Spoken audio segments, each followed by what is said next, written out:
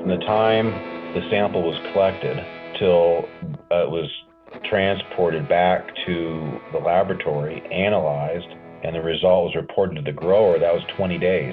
That's Colorado Department of Agriculture's hemp manager Brian Koontz talking about the turnaround time for pre-harvest testing. This is the Lancaster Farming Industrial Hemp Podcast. My name is Eric Herlock, and today I talked to Brian Koontz about hemp in Colorado, and specifically why the state will continue to operate its hemp program under the 2014 Farm Bill this growing season. And we'll talk about the extensive comments that their department sent to the USDA, and why the interim final rule just doesn't do it for the hemp industry in Colorado. We'll take a quick sponsor break, then we'll come back with some nuggets of hemp news, and then we'll get into that interview. This episode is brought to you in part by King's AgriSeeds, your source for premium forage, cover crop, and industrial hemp seed. Does your CBD hemp come with a replant policy? Auto CBD from King's AgriSeeds and Phylos does. Guaranteed to establish or they'll replace your seeds. They stand behind their products and producers to give you greater confidence. Plant Auto CBD this spring. Terms and conditions apply. Give them a call at 717-687-6224 or visit kingsagriseeds.com/hemp.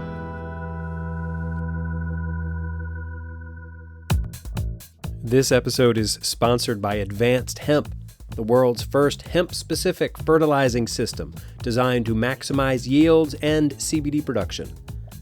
At Advanced Hemp, they have a team of 25 PhD plant scientists who have been researching the plant for over 20 years, and they really know their stuff. So if you want heavy yields of high CBD hemp, feed your crops Advanced Hemp. But don't wait. Production is limited, so pre-order now at advancedhemp.com.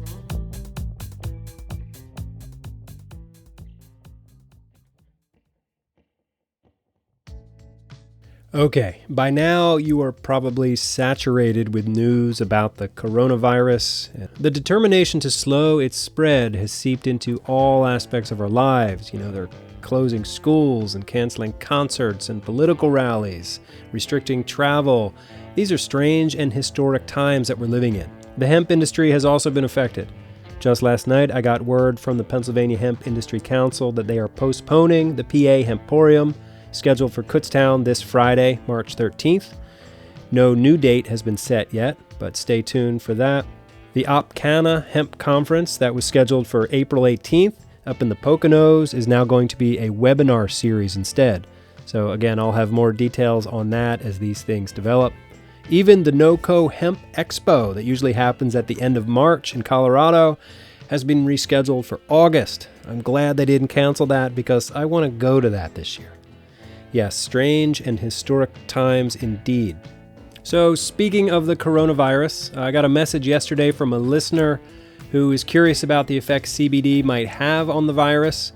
And he sent me a link to a story on New Frontier Data titled CBD versus Virus, What Do We Really Know?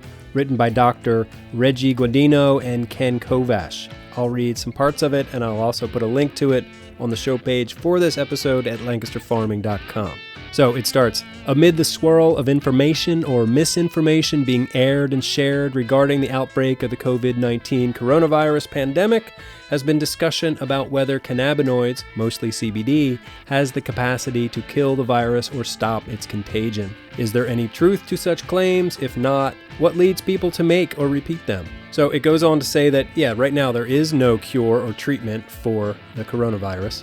And then it gets into what cannabinoids have sort of been found to do. What is their effectiveness on viruses and bacteria and fungus, things like that. But then it goes on to say that, alas, bits and pieces of otherwise very valid cannabis science can be taken out of context and presented in ways that make people jump to conclusions or on bandwagons, claiming that cannabinoids are able to cure every variety of illnesses, including the very unfortunate and scary COVID-19 disease. Conversely, relying on incomplete or bad information could potentially prove to be harmful or even lethal if followed as fact. So basically the gist of this is, there's not enough research, we don't know, so wash your hands, don't touch your face, and good luck.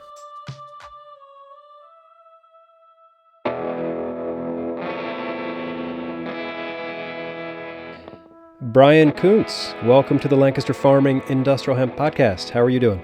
Good, Eric. Thank you. Can you give us a brief introduction as to who you are and where you're from and what you do? I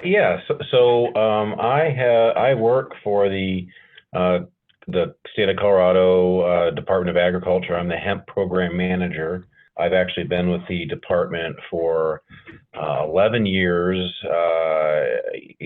as a lead or a field services lead. So for years, I've been the one who is kind of directing the boots on the ground where field staff go. So since Amendment 64 passed in Colorado, and I guess it was 2012, legalizing recreational marijuana and hemp. I've been very involved in sampling techniques, orchestrating a way to get samples of hemp, specifically to our lab centrally here in the Denver area for testing. And in July, I became the manager of the hemp program. So that's kind of how I got introduced into the cannabis part of things. I actually never really expected to be in this 11 years ago when I started the Department of Agriculture, but I guess by virtue of where I am and being in Colorado, I got thrown into it early. Colorado has one of the more mature cannabis industries in the U.S., just because you've been doing it a lot longer than the rest of us. Can you sort of give an overview of the program in the state? How many farmers are growing? How many acres are you growing? That sort of thing? Yeah. So when we first started our pilot program in 2014, we had maybe 100 registered farms that first year, and only a couple thousand acres. Today it's grown to, this last year, it's grown to 2,700 farms and 87,000 registered acres. Wow. Include 17 million square feet for indoor production. Indoor, right. Okay. Is there an average size to the farms? It's been changing. So it used to be the lion's share of them were all an acre, certainly all less than 10 acres.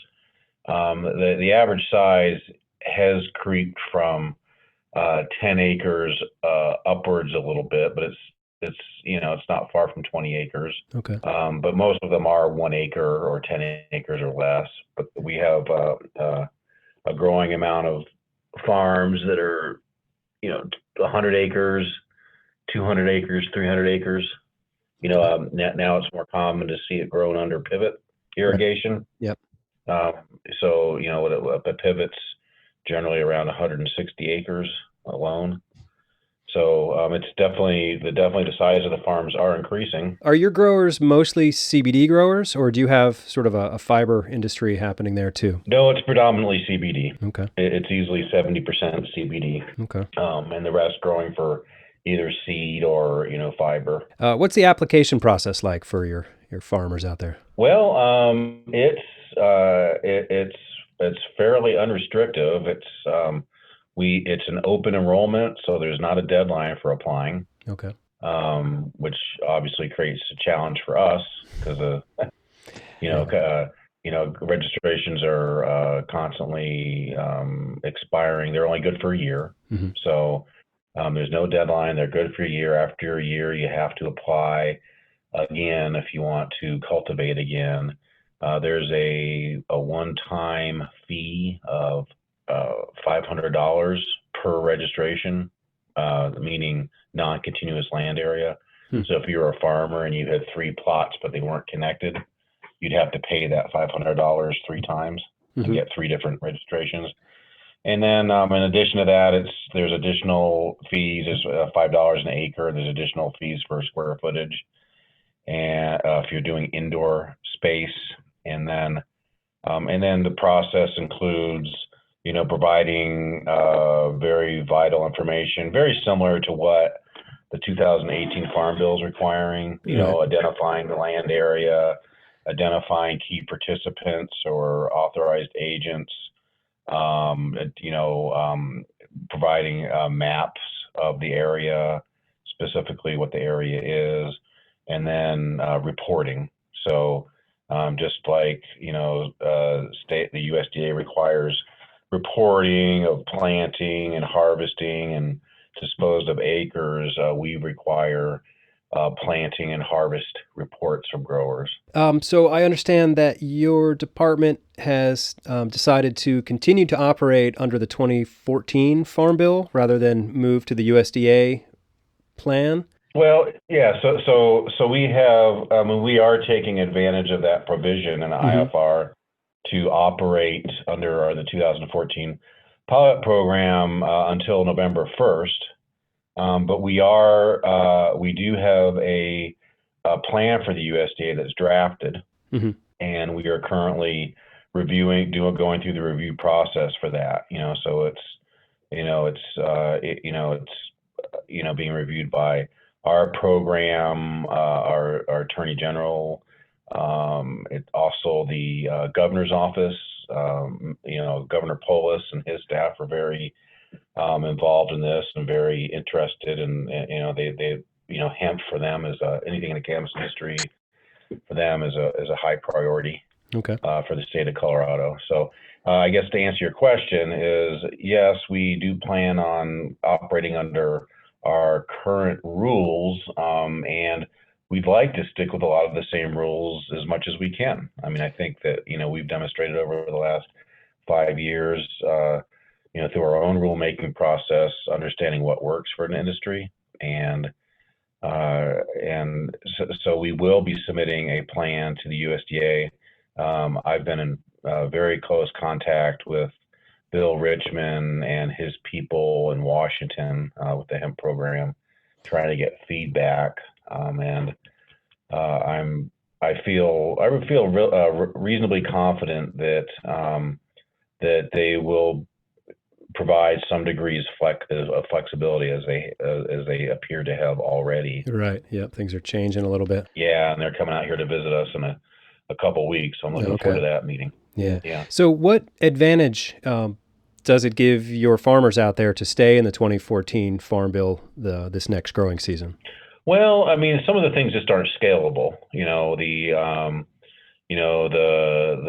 DEA lab testing is not scalable. Well, they just reversed that though, right? And they didn't reverse it. They just delayed the enforcement of that. Yeah. And the other one they reversed, which is in line with what we do, is the requirement for disposal. Yeah. So, and that just wasn't doable. Right. I mean, it just for a state our size, we don't have the DEA, law enforcement. Even the Department of Agriculture, or especially the Department of Agriculture, doesn't have the resources. Yeah, it's such a huge burden on government. Yeah. Yeah. So anyway, those are two of the things. But probably one of the other key things is this negligence factor. So we have a provision in our rules that if somebody tests under 1% THC, that they have the ability to waiver from disciplinary action. And that's big. It doesn't help the farmer here. They can waiver from discipline if they meet certain provisions, and that would be to have approved disposal method, which doesn't amount to anything more than it not leaving the farm and not entering the stream of commerce. So normally it involves disking or mulching or composting or burning, So, but at the very least, if a farmer is able to,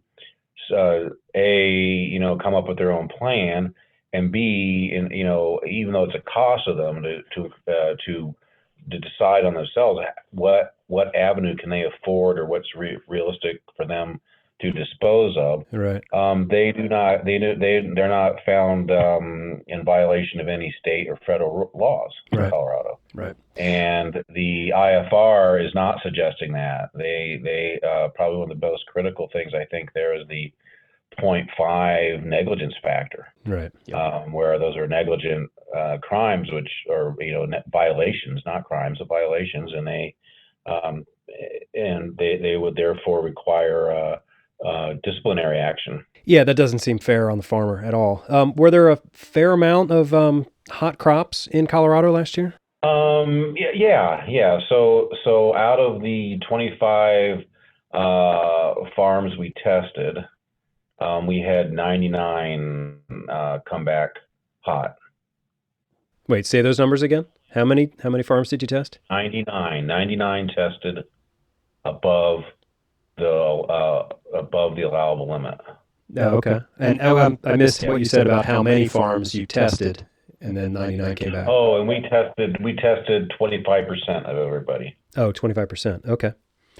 Yeah. Right. Yeah. So you don't want to make your farmers into criminals just by them growing a. Well, there's that. I mean, there's that's the thing is they don't, there are things that are concerning in the cannabis industry, and or any regulatory program, and those are the rules that are out there that you should know Mm-hmm. and that you should follow. For example, you should register hemp. You shouldn't grow it without a registration. Right. You should do it legally. You should provide the reporting. You should report. Let us know when you're planting, when you're harvesting. You should be open and agreeable with the testing process. Mm-hmm. So I think violations of those to me, certainly more negligent than somebody who, nobody's trying to grow something that's 0.5. Right. Everybody's trying to grow something that's 0.3. Right. And so out of the 99 folks that tested hot, only 11 of them, it was 88 tested below 1. So and then half of the 88 were above 0.5. So that would have certainly increased the number of people that were found negligent. Yeah. And it certainly would have been, and as a regulator, it makes it very difficult to work with. Right. So Colorado submitted a pretty lengthy comment to the USDA. Can you talk about some of the other sort of issues you have with the interim final rule? Like innovation, there's a thing here on your comments about innovation. Can you talk about how the rules might stifle innovation? Well, I mean, yes. One of our biggest concerns was, and the USDA has confirmed with me that it needs to be addressed, is no provision for research and development. So currently, our state and others have provisions for doing research and development that are a little less restrictive than the commercial application. So basically, a research, a university, an ag extension service, or industry doing research is more restricted by this rule, by not having that provision. There are avenues for remediating THC, whether it be done in the field or whether it be done in the extraction process. Right. There is, the fact of the matter is, and this is, this has been determined through testing, is if you test the top 2 inches of the crop, it's going to have a higher THC reading than if you test the whole crop or the commingled harvested part of the crop, right, which is often, what is actually baled up and sent to a processor. So, there is technological innovation for remediating THC, and there's certainly, the only provision for sampling the crop in the IFR is is pre-harvest testing. Hmm. And certainly, a combination of pre-harvest and I think, testing the actual harvested crop before it is transported would be of value. Yeah. What other changes would Colorado like to see in the final rule? One thing I question how reasonable it is well, okay, so the whole testing process. Mm-hmm. The industry, a lot of industry does support 100% testing, so we can be on a board with 100% testing. Right. Although that will be difficult to achieve. And I guess one of the objections I do have to that slightly is that the rule doesn't it doesn't line up exactly with the Farm Bill. The Farm Bill says at the very least a representative sample of the crop. It doesn't say all the crops. Right. But aside from that, I think the more critical thing is the requirement to sample the crop within 15 days of the intended harvest date. Yep. Or the harvest date. That's not reasonable. I understand the thought behind it that you want to capture the crop when it's producing its highest level of cannabinoid production, towards the end of its cycle. But to schedule, in Colorado, it's going to have over 3,000 crops this year, and if and of multiple varieties, it could be 5,000-6,000 samples that need to be taken. Wow. And to have them done when the peak of harvest is at the end of September. It all hits at beginning once. of October, beginning of September. Yeah. It's all within a few weeks. Yep. So currently, so for the last 6 years of our program, we've allowed a 30-day window. Okay. We've required the producer to report their harvest in 30 days, and we'll sample it anytime within 30 days. Often it does end up being within weeks or days of their harvest date. But it's very restrictive, and it's already difficult enough to try to organize 20 versus more like 100 people now to do 100% testing, and to get that all done in a short period of time. And our lab isn't set up for that kind of demand. Right. to get the results out very quickly. And neither are private labs. The private labs I've talked to, they're interested in helping us, if we're going to vet out some of the sampling or the testing. But they're going to have the same restrictions, having a bunch of samples all at once. And then that's burdensome on the producer. Yeah. Because the producer doesn't want to go through the expense of harvesting and baling it and until they get their test results back. Yeah. Otherwise, they're spending unnecessary money and resources. Do you think the USDA will walk that back before this season's out? Yeah. Yeah, you do think? I'm sorry, what? Do you think the USDA can back out of that one too? Yeah, do you think they'll walk that back? I'm hoping they do, but I haven't heard anything about it yet. Yeah. They certainly, I'm sure you've probably done it. I mean, if you look through all the public comments, and the state comments, that almost comes up every time. Oh yeah. Yeah. It's an issue for everybody. Yeah. The 15-day I sure hope they do. It's even this last year, it took from the time the sample was collected till it was transported back to the laboratory, analyzed, and the result was reported to the grower. That was 20 days. Wow. That's 20 days that somebody has to sit on their crop, preferably without harvesting it. Some of them have to harvest it anyway if there's weather coming in. Yeah. They have to harvest it when they can, and then they're taking a risk. If they harvest it, I mean, it's all a big risk, but anyway, that bottleneck is just going to make that problem even worse. If it could be staggered over a more reasonable period of time, that would be more realistic. Yeah. So, how does the CDA help farmers avoid getting the short end of the stick in industrial hemp? What else does your department do to sort of protect farmers and help them out? One thing that I guess you could say we do that's not being proposed by the USDA is we do allow a pretty a significant margin of error or variance. Mm-hmm. So we will pass anything up till 0.4. Okay.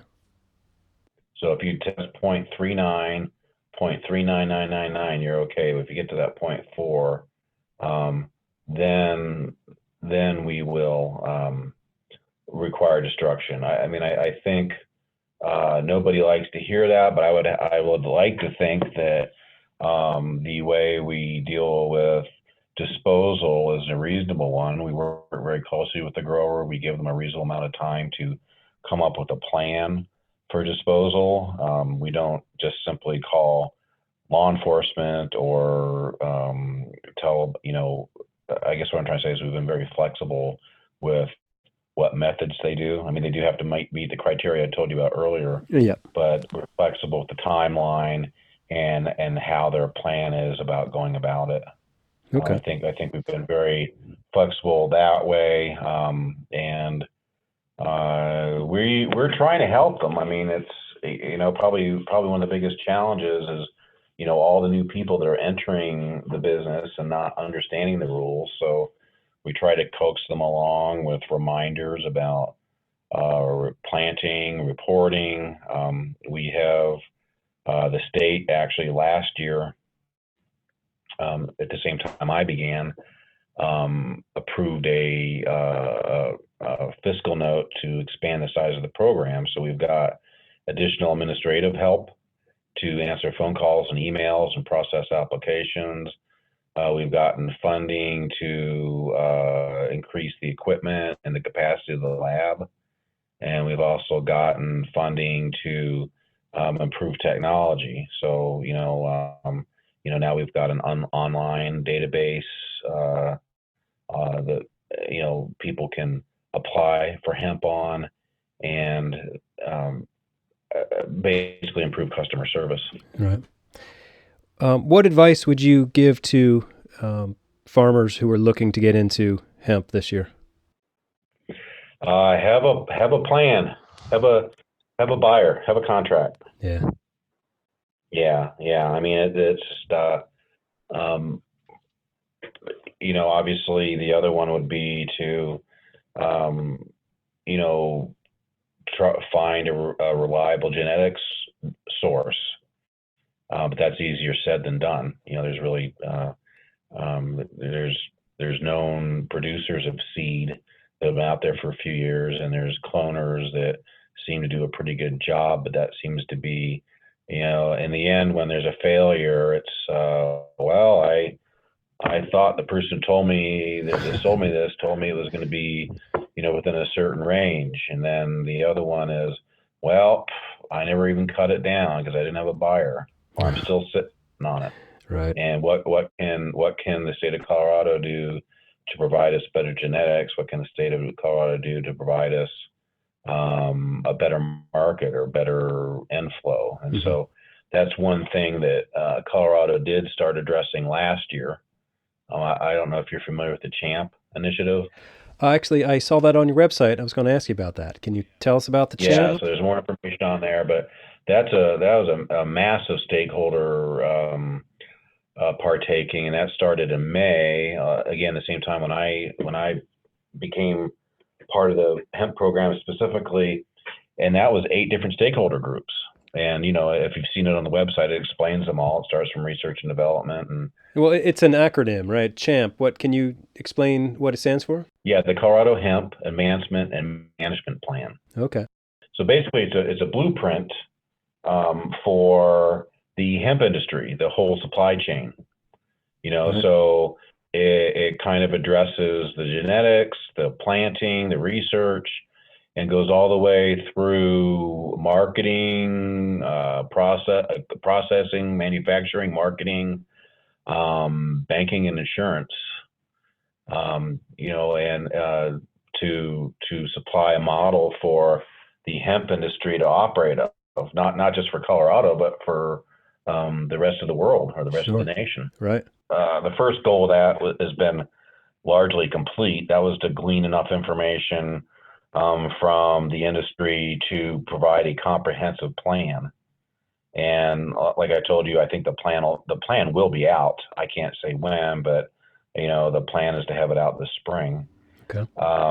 And that plan will be very comprehensive based on what we think as an agency will work, but also largely based on input from the first four stakeholders, which were seed and research and planting and cultivation and transportation. Transportation was a big group. Yeah.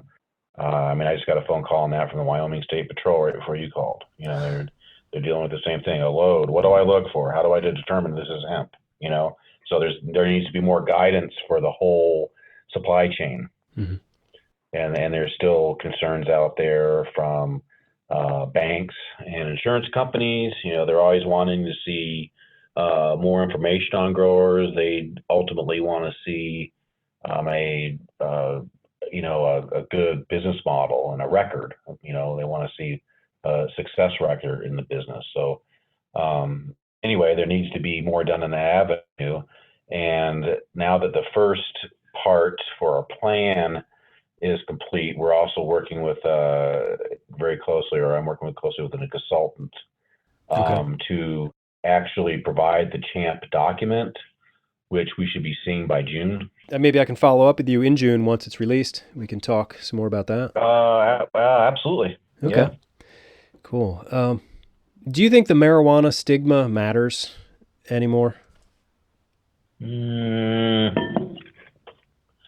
I'd have to say yes. Yeah. In what ways? Yeah. Well, I don't know. I think that by and large, most of America doesn't really understand the difference. When I, just me telling people what I do for a living, the joke is, can I get a sample? It's like, well, I don't think you're going to be happy with it, Excuse me. And so I think there's that. And yes, it definitely matters with law enforcement. One of the biggest interactions my department has with law enforcement is, people that are doing criminal investigations of marijuana. Right. And part of it is, most of it's trying to identify actual black market producers that may be involved in the hemp industry, may not be. The plants are, basically there's the same genus and species. So sure. There's, it's very difficult to, you can't tell the two without testing. So there's still a presumption of law enforcement, whether it be local, state, or particularly federal, that there's a criminal element to cannabis production. Do you see that fading at any point, or what can be done to get more people sort of understanding what the differences are? Well, again, I think it's going to be more education. One of the things we established in CHAMP and CHAMP, our local law enforcement and state patrol and the Colorado Bureau of Investigation was all involved in that. And they agreed that there needed to be more training for police officers. Mm-hmm. So they would kind of understand what to look for, what the definitions are. And I think that needs to be expanded to other states, especially based on some of the phone calls I get from neighboring states. Mm-hmm. So I think that would be a big start. I imagine in the public that's going to change. It definitely is changing. The Farm Bill made it an agricultural crop, or defined as an agricultural crop. I just think most people are far enough removed from agriculture really not to know what's going on specifically with hemp. Yeah, that's a fair point. Yeah. So last year, back in March, the USDA had a public listening session, and people from around the country called in and said their piece. And that's when I heard Commissioner Greeneberg speak very eloquently about Colorado's hemp program. And so... Yeah, are you referring to the FDA one or the? Oh no, you are right. It was the hemp one. The USDA in March. Yep, I think the FDA was in May or June. Yeah. So she did great. It was great to hear her speak. So when you see her, tell her I said good job. Okay. Yeah. Kate's great. She's been very involved in this. I mean, in our building here at CDA. A great deal of resources go into hemp, and it's on her speed dial and the governor's speed dial. And, the top 3 hits on our website are all for hemp related things. Yeah. And most of the phone traffic that comes in here to general phone traffic gets directed here. It's definitely a very big focal part, but Kate Greeneberg has been very involved. Her and the governor's office, like I said, are very communicative with me, and they're always looking for updates, and they've made it a high priority. Okay, Brian Koontz from the Colorado Department of Agriculture. I'll put some links to the CDA's website, including a link to the CHAMP program Brian mentioned as a resource for hemp farmers everywhere. It stands for the Colorado Hemp Advancement and Management Plan. And I mentioned hearing Commissioner Kate Greeneberg give her comments during the USDA listening session last year. I did a recap of that listening session back on episode 27, but here I thought we could listen back a little bit and you can get a sense of what I'm talking about. So these public comments from the states are interesting to me because they're like these little sales pitches. Like, here is how we set up our laws. You should adopt our laws so we don't have to change. We are taking a unique approach that will require growers to self-sample each variety of industrial hemp that is planted and to send their samples directly to an independent testing laboratory. There you go. That sets up ancillary business for testing facilities. And then ultimately, they just want to trust their farmers. We believe that growers can adequately monitor their crops and submit necessary reports to the department. Yes, because farmers love paperwork. After Missouri comes Colorado and the Agriculture Commissioner Kate Greeneberg. Colorado has been and will remain a leader in hemp production. We have realized the benefits of hemp and embraced the crop as an economic driver for the state of Colorado. It has attracted researchers, investors, and entrepreneurs who have devoted their time and resources to advance this industry. Since the passage of the 2014 Farm Bill through 2017, Colorado accounted for more than half of the nation's industrial hemp production. As of 2018, Colorado is home to 835 licensed producers, 1,200 registered land areas, and over 31,000 outdoor acres and 100 indoor acres of licensed cultivation space. We also launched the first certified hemp seed program in the U.S. and hired the first industrial hemp certified seed specialist in the country to give growers greater confidence in the quality of their seed. With the passage of the 2018 Farm Bill, a number of issues that impact American farmers and businesses remain to be addressed at the federal level. It is imperative that we receive clear direction from the USDA as to how to proceed in order to provide certainty to the industry and create a level playing field for all states. We need to create standardized protocols for the collection and analysis of hemp samples, disparities in sample preparation and analysis, marginalized test results, resulting in material that is non-compliant in one state becoming a marketable commodity in another, and vice versa. In addition, we need nationally accepted transportation solutions for the safe and efficient movement of hemp and hemp products. It is critical that our agencies and law enforcement work together efficiently on this matter. A certified seed system that addresses normal certified seed production, including THC levels, must be developed and enforced. Enforcing the federal seed law is increasingly important. It is also critical that hemp producers receive equal access to agricultural financial services, including federal grant matching funds that should be made available to increase research, development, and processing. The hemp industry will also see an increase in grain production for human and animal consumption, and regulations will need to reflect that emerging industry. FDA rulings should also recognize hemp and its derived products as safe and acceptable in the market and should work to validate label claims of CBD products. Colorado is and will remain a leader for businesses to build the hemp economy. From university research to farm equipment manufacturing, we are all in on hemp. We urge USDA to move quickly on this to ensure clarity for the industry, and we are excited to work with you and other federal partners as well as stakeholders across Colorado and the US to treat hemp as any other agricultural crop and find business and consumer-friendly regulatory solutions. Thank you very much.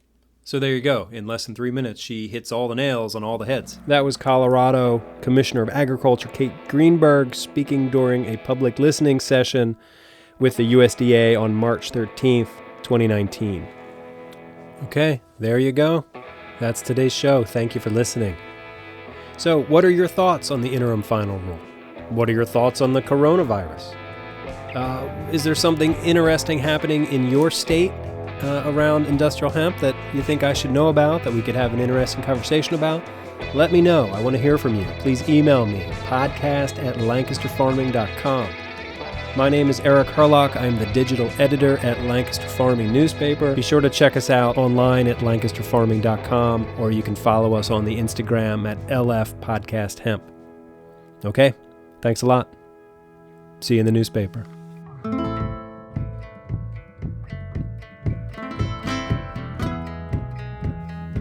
Episode 76 of the Lancaster Farming Industrial Hemp Podcast is copyright 2020 by Lancaster Farming, which is part of the Steinman Communications family.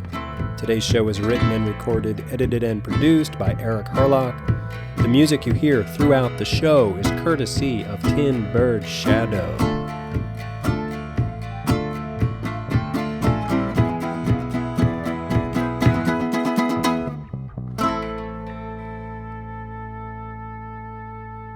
Industrial hemp.